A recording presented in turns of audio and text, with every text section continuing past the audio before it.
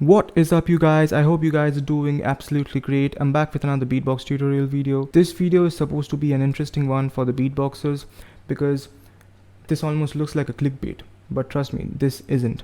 So stay tuned.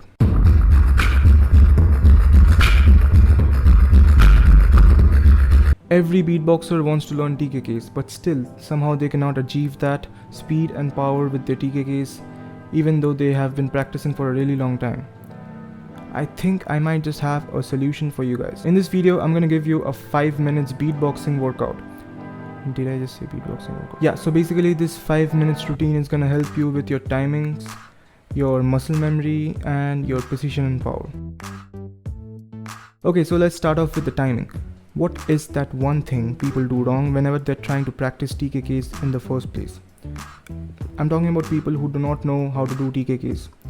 So whenever they're trying to practice tkKs, they tend to rush with the tk and they take a huge gap, after which they do the invert K snare or the rim shot. Suppose my 3 fingers represent T, outward K, and invert K or rim shot, whatever you prefer to use. So this should be like this, right? So what's that thing that beginners do wrong? They tend to do something like this.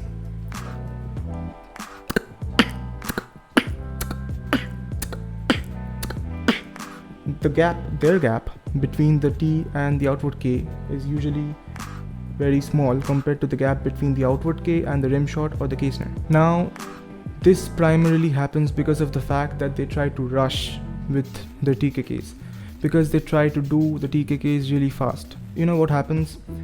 Doing tk is actually pretty easy compared to doing the outward K followed by the rim shot. So basically you cannot match the speed in which you're doing your tk's and your outward K and rim shot.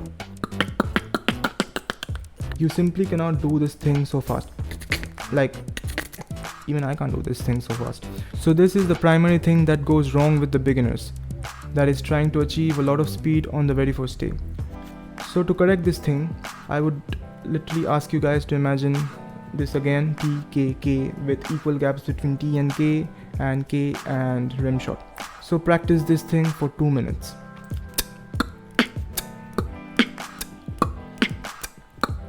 If you cannot do it in this speed, start off slower.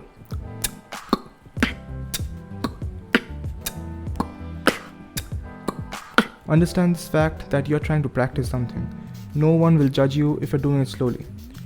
If you can't do it fast in the first place, take your time and do it slowly. And with time, increase your pace, if you can, that is. So do this tkK with equal time gap for 2 minutes straight, without stopping. Now the next part deals with muscle memory. And by muscle memory, I'm talking about the hard part, that is the... So basically, like I said, doing a tk is far easier compared to doing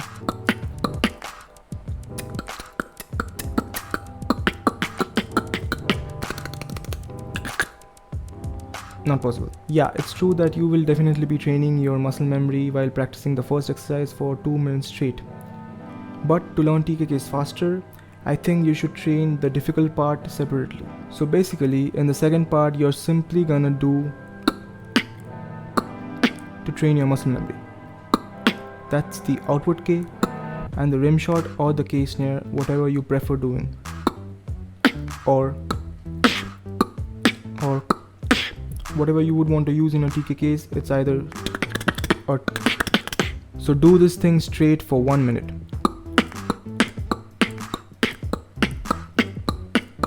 If you cannot achieve this speed, like I said before, no one is judging you. Start from a slower pace.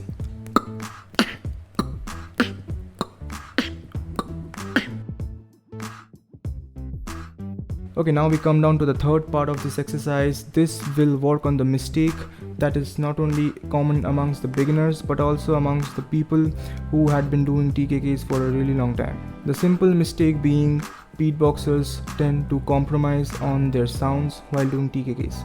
Yes, people do compromise on their sounds and quality, like people end up doing tkKs like Okay, I can't replicate the bad tkKs right now. You guys know what I'm talking about, right? So let's just say that yeah, people compromise on the sound, and I want you guys to not compromise on the sound. So this exercise will work on your precision. Again, it will also work on your muscle memory as well. So it's like a win-win situation for you guys: precision and more muscle memory. The exercise being nothing but simply the technique used by ZD. Y'all know who ZD is, and y'all know his technique, the ZD trap, or the reverse. So basically I want you guys to exactly do the same thing. tkK, right?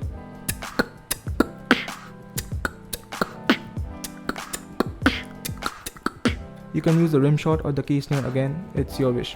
Precision because it will make your TKs sound more crisp.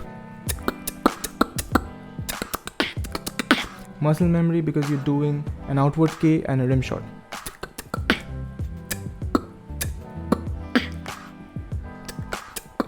This, yeah, you're doing this. The reason behind choosing the ZD trap is because doing a ZD trap is easier than doing a tkK roll. Like,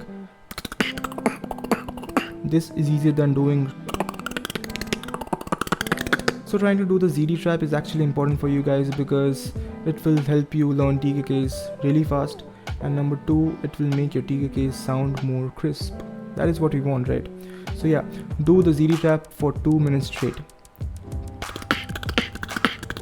Or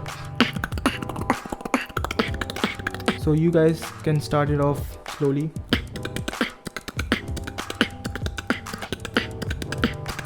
Or even slower.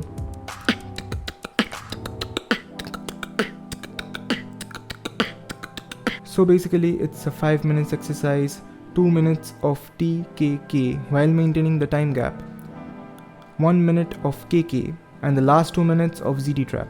Now of course I'm not asking you guys to continuously beatbox for 5 minutes or continuously practice these things for 5 minutes because you probably won't be able to do that. So what you can do is you can do the first 2 minutes in the morning, the 1 minute of kk in the evening or near about in the evening, and the last 2 minutes of ZD trap at night. So if you think this video was helpful for you guys, then don't forget to hit the like button, smash that like button. If you guys benefit from my videos and it helps you to beatbox better, so I think you guys should help me out as well by liking my videos, sharing them, subscribing to my channel of course, and you guys can comment anything you want, any positive remark, any negative remark, anything that I should improve, even the fact that you think this video is typically BS, then you can hit the dislike button as well, no problem, I'm open to judgment. So yeah, thanks for watching this video and I will see you guys next week.